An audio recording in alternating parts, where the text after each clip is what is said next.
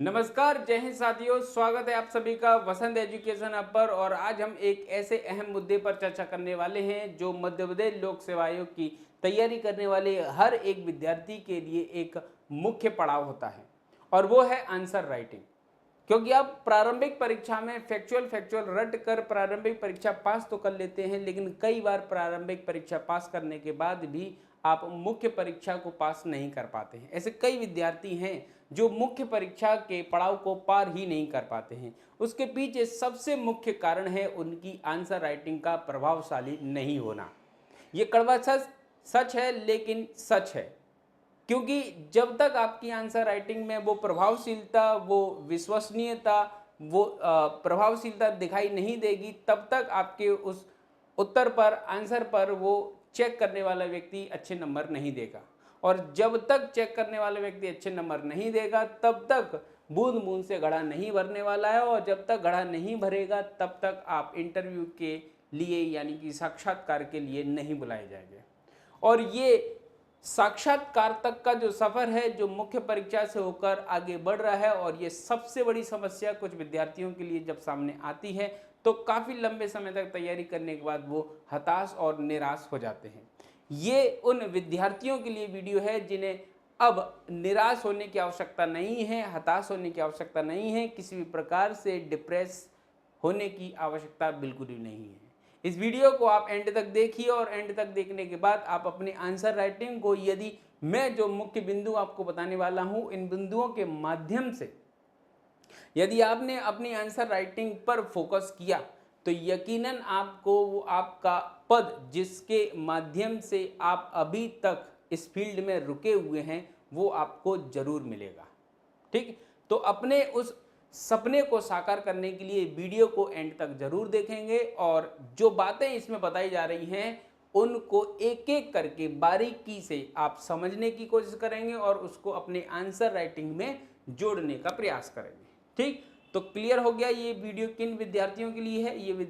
ये उन विद्यार्थियों के लिए है जो काफ़ी लंबे समय से मुख्य परीक्षा दे रहे हैं और इंटरव्यू यानी कि साक्षात्कार तक नहीं पहुंच पा रहे हैं, और अब आपके वहाँ साक्षात्कार पहुँचने का समय आ चुका है, और वीडियो भी स्टार्ट किए देते हैं।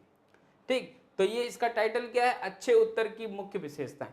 अच्छे उत्तर की मुख्य विशेषताएं क्या क्या होती हैं। सबसे पहला मापदंड ये माना जाता है कि भैया जो प्रश्न में पूछा जाए आप केवल वही लिखें, है ना।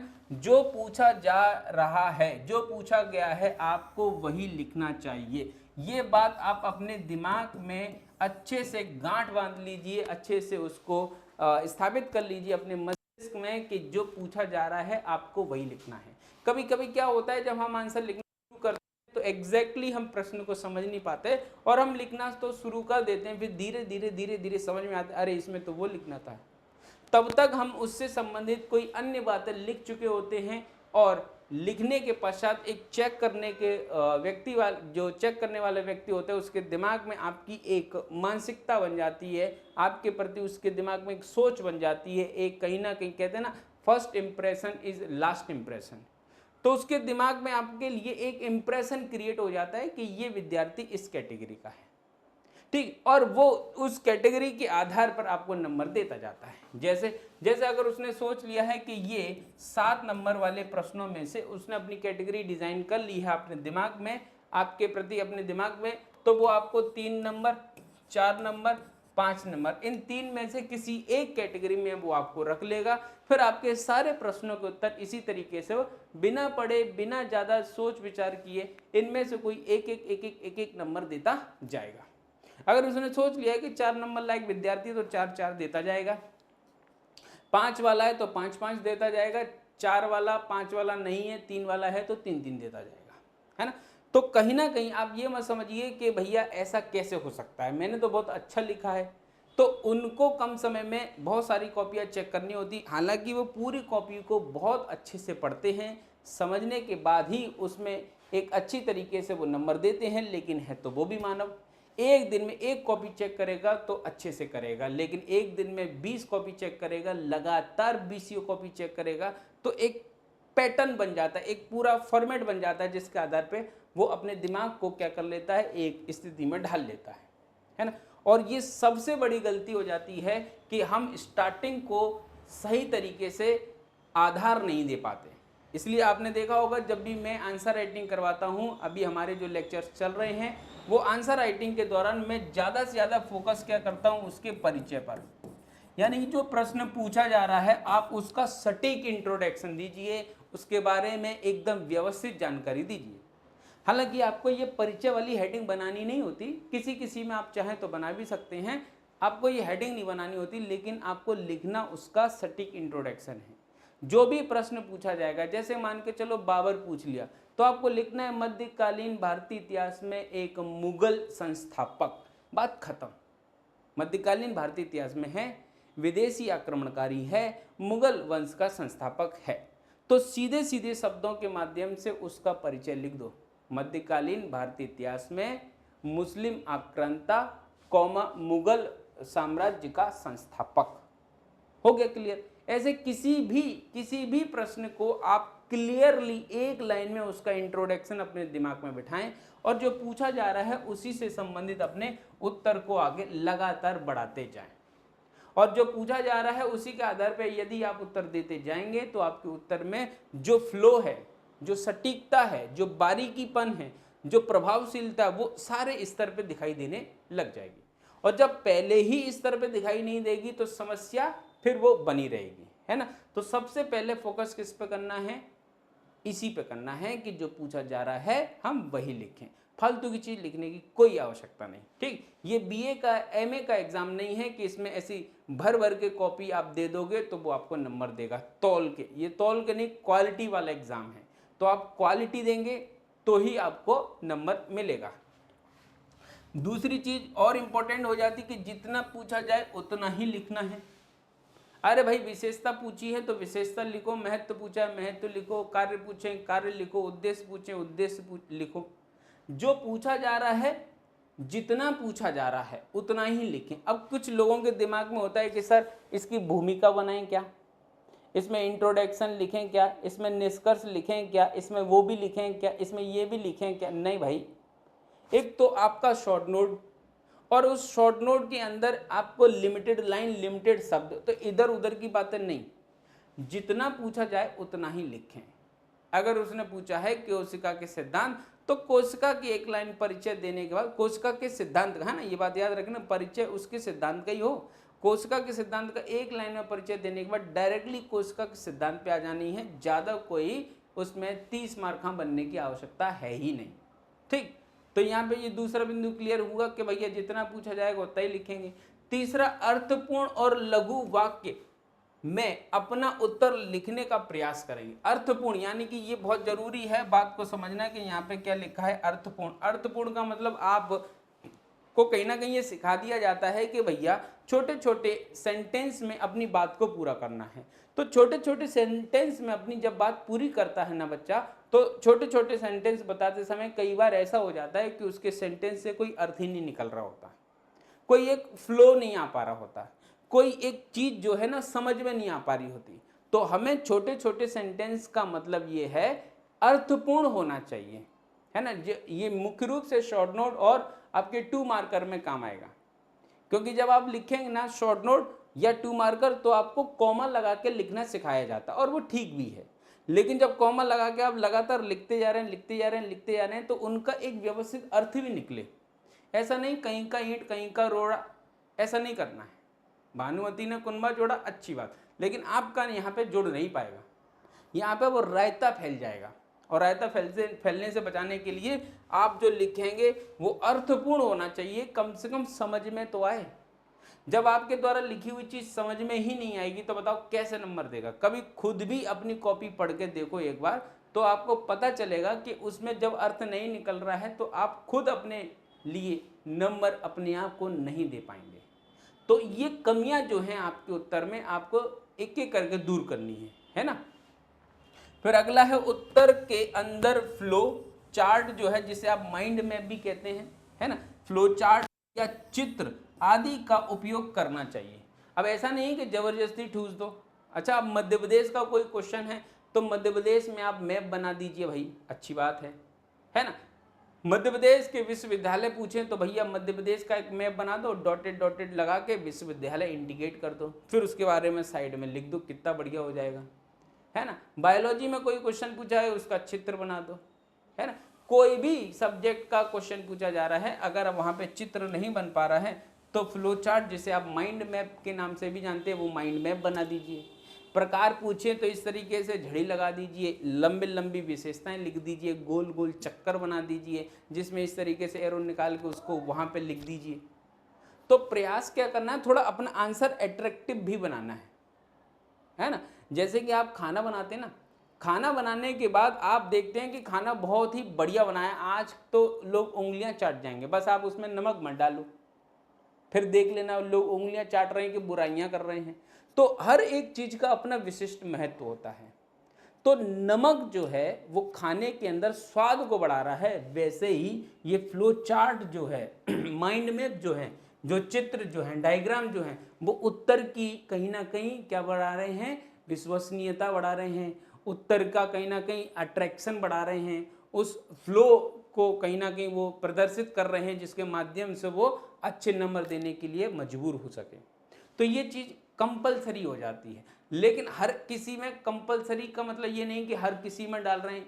हिंदी पूछा हिंदी में भी डाल रहे हैं, निबंध पूछा निबंध में डाल रहे हैं। काफी हद तक आपको ये समझना होगा कि कहां पर किसकी क्या नीड है। जब आप एथिक्स के अंदर देखते हैं, केस स्टडी देखते हैं, तो वहां पे भी आप यही सोचते हैं ना कि ये समस्या के समाधान के लिए क्या करना चाहिए, नैतिक दुविधा है, तो ये इस नैतिक दुविधा से कैसे पार पाया जाए। तो ये भी एक नैतिक दुविधा है, ये बहुत जरूरी है। सोने पे सुहागा है, लेकिन ये सुहागा सोने पे ही अच्छा लगता है, ये बात भी याद रखना है हमको, ठीक है। फिर उसके बाद देखें अगली विशिष्ट तथ्यों, और लिखते समय उन्हें अंडरलाइन करने की आवश्यकता होती है। जैसे कि अभी मैं आपको बता रहा हूं, हर एक पे अंडरलाइन कर रहा हूं।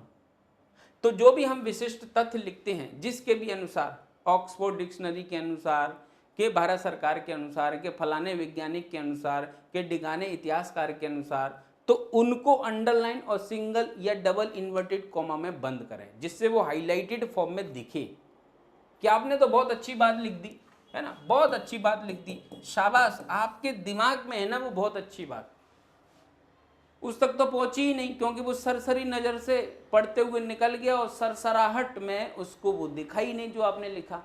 लेकिन जो आप उसको दिखाएंगे वो जरूर दिखेगा।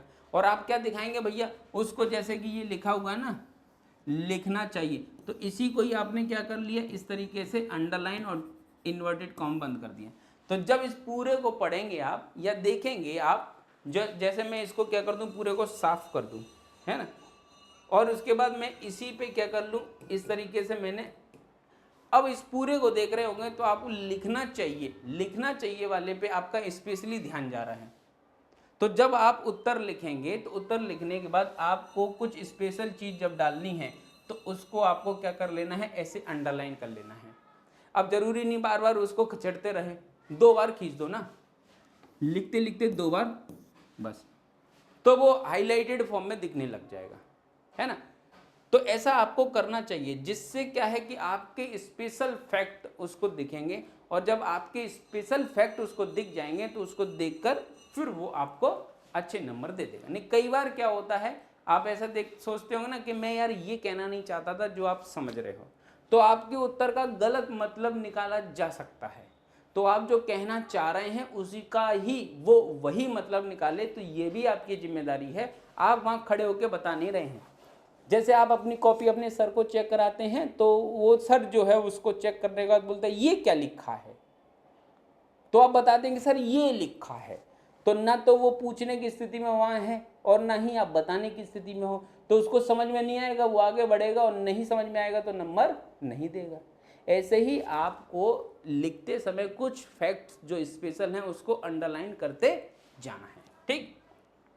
इन 10 बिंदुओं के माध्यम से एक एक करके चीजों पे फोकस कर लिया, तो आपका ये मान के चलो उत्तर लेखन का जो तरीका है, जो पहले कुछ और था, बाद में इस तरीके से सुधर जाएगा कि यकीनन आप उस पड़ाव को पार करके उस स्थिति में पहुंच जाएंगे जिस स्थिति में आप जाना चाहते हैं, ठीक। तो 6वें नंबर पे इसका मुख्य जो एक और बिंदु है वो ये है, उत्तर लेखन में तारतम्यता का विशेष ध्यान रखना चाहिए। फ्लो है ना, ऐसा नहीं हो कि अपन जो शुरुआत में लिखी है वो कुछ और है, बीच में लिखा है कुछ और है, एंड में लिखा कुछ और है। अरे भाई जो क्वेश्चन पूछा है उसी से फ्लो में आंसर लिखते जाना है ना। जैसे मान के चलो कोई भी एक प्रश्न पूछा जाएगा, उस प्रश्न की इंट्रोडक्शन, उसका मुख्य भाग और उसका निष्कर्ष तक एक ही लयबद्धता में उत्तर चलते रहना चाहिए, है ना। तो अगर एक ही लयबद्धता में उत्तर चलता जाएगा तो कहीं ना कहीं समझने वाला उसको कहीं ना कहीं अपने दिमाग से कनेक्ट कर पाएगा, और जब वो कनेक्ट कर पाएगा, समझ पाएगा, तो अच्छे नंबर भी देगा। इस बात पे आप पूरी तरीके से आश्वस्त रहिए कि अगर आपने अपनी एक बात उस व्यक्ति को समझा दी है तो वो व्यक्ति आपका दुश्मन नहीं है, वो आया ही आपको नंबर देने हैं। एक लाइव इंसिडेंट बताता हूं। जब मैं मुख्य परीक्षा की अपनी कॉपी चेक करने गया था, तो जब मैंने देखा कि भैया ये नंबर कैसे दे रहा है, कहाँ पे मुझे कम नंबर मिले, कहाँ पे मुझे ठीक ठाक नंबर मिले, जहाँ पे ठीक ठाक नंबर मिले मैं उस पैटर्न को अगले मेंस में रखूंगा, और जहाँ मुझे नंबर ठीक से नहीं मिले वहाँ मैं वो अंडरलाइन करने वाला अगर चूक गया है तो वो दोहराऊंगा, या जहाँ पर अच्छे नंबर नहीं मिले हैं वो स्थिति को मैं नहीं दोहराऊंगा, है ना। तो मैंने कई बार ऐसा देखा है कि वो आपको नंबर देने ही आया है। कई बार आपकी कॉपी को पढ़ते समय वो एक एक चीज को बारीकी से देखता है, देखने के बाद वो उस पर निष्कर्षतः ये एक आइडिया बना लेता है कि ये इस स्तर का विद्यार्थी है, अब वो उसको उत्ते उत्ते दे दे हैं। ठीक है, पूरी कॉपी कोई नहीं पढ़ पाता, बस थोड़ा बहुत अंदाज पढ़ के लग जाता है और उस हिसाब से वो नंबर देता जाता है।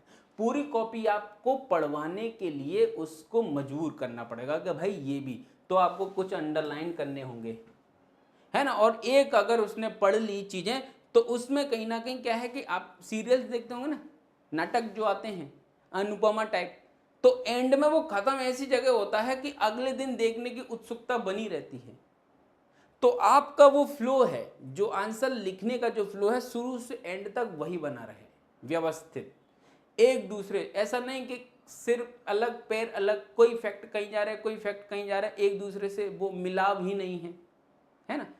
तो ऐसा नहीं होना चाहिए, फ्लो एक जैसा होना चाहिए, जो पूछा जाए उसी से संबंधित तारतम्यता में आंसर लिखते जाओ, गलत कुछ भी मत लिखो, जो पूछा है उसी से संबंधित लिखते जाओ, जितना पूछा है उतना ही लिखते जाओ, तो फ्लो भी बना रहेगा। ठीक है, फिर उसके बाद आंकड़े जो विश्वसनीय हैं एवं सही आंकड़े हैं केवल वही लिखें।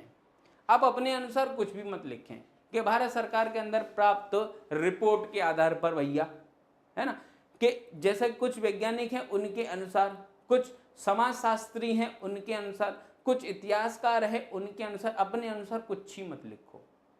क्यों? क्योंकि भैया अपने अनुसार लिखेंगे तो कहीं ना कहीं अपने पे वो ब्लेम आ जाएगा कि आपने वो आंकड़े सही नहीं दिए।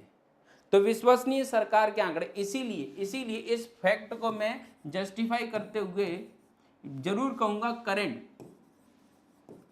ठीक है, करंट पर आपको विशेष रूप से फोकस होना चाहिए। ऐसा नहीं है कि करंट सिलेबस का हिस्सा नहीं है तो आप ये सोचो कि भैया अब इसको दरकिनार करो। करंट यानी कि यूनिट 8 MPPSC प्री, ऐसा नहीं। एक अच्छा कॉम्पिटिटर वही है जो सिविल सर्विस की तैयारी करते समय हर रोज न्यूज़पेपर पढ़ रहा है, हर सप्ताह के अंदर वो समाचार पत्र जो कि सरकार का है, रोजगार निर्माण, वो पढ़ रहा है, हर महीने के एंड में कोई एक मैगजीन पढ़ रहा है, और जब पेपर होता है तो एक वार्षिकी भी पढ़ लेता है। तो उससे कहीं ना कहीं उसके दिमाग में हर एक चीज से डायमेंशन क्लियर रहता है और वो अपने फैक्ट को करंट से जोड़ देता है ना।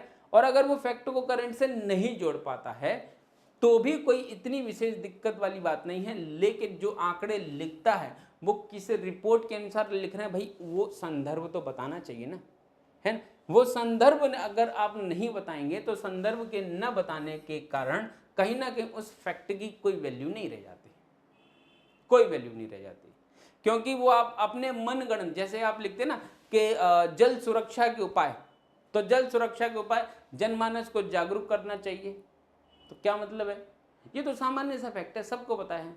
जल सुरक्षा के उपाय भूमिगत जल के संरक्षण के हेतु सरकार द्वारा किए गए उपायों को लागू किया जाना चाहिए। तो ये क्या बात हुई भैया? तो कौन सी सरकार ने उपाय किए हैं, क्या लागू कर रहे हो, उस योजना का नाम बता दो। कब लागू की गई, डेट नहीं मालूम, कोई बात नहीं। जैसे बलराम तालाब योजना के माध्यम से वर्षा जल के संरक्षण के हेतु सरकार प्रयास कर रही है और यह एक सराहनीय कार्य है। तो एक फैक्ट में विश्वसनीयता जुड़ गई कि भैया ये सरकार के द्वारा।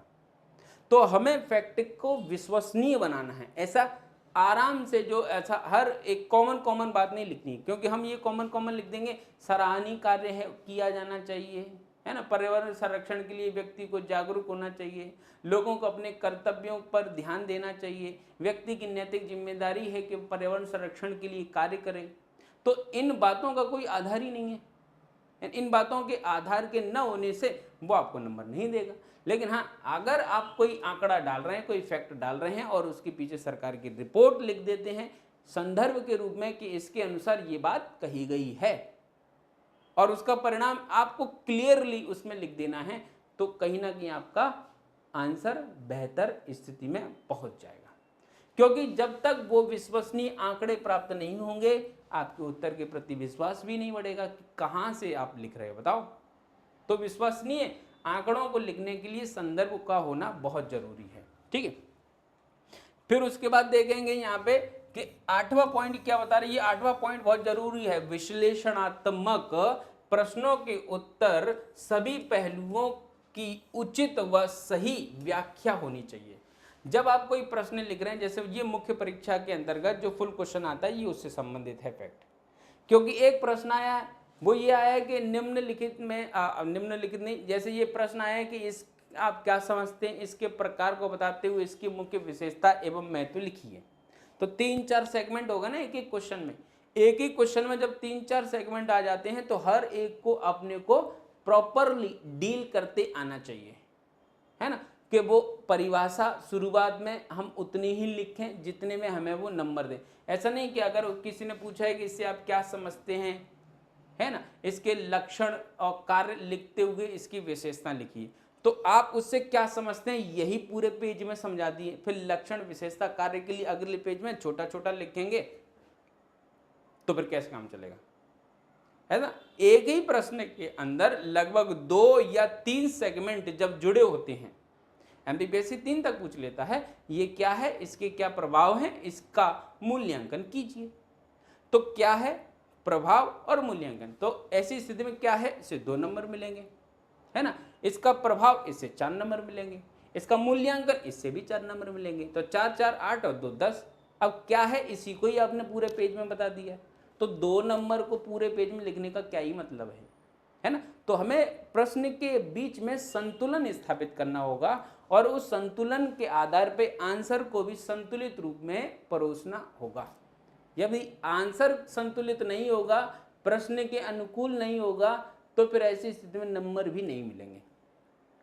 अगले पेज पे आपने मूल्यांकन और उसका जो प्रभाव था वो लिख दिया आधे आधे पेज पे, तो 2-2 नंबर वहां दे देगा और 2 नंबर यहाँ, 6 नंबर रह गए अपने।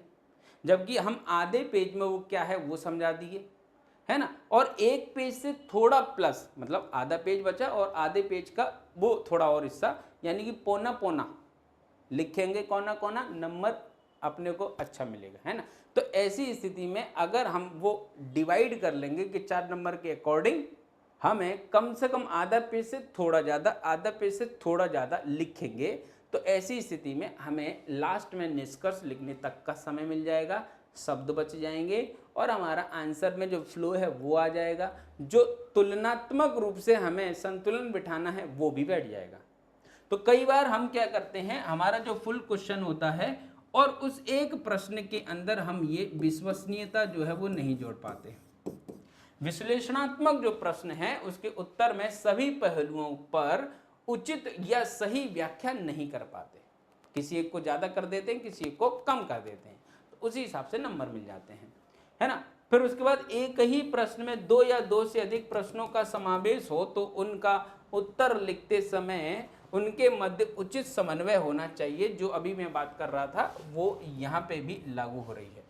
तो कई बार क्या होता है कि हम लिख तो देते हैं लेकिन हम ही नहीं समझ पाते क्या लिख दिया, और ये स्पेशली कब होता है, जब हम एंड के क्वेश्चन में होते हैं तब।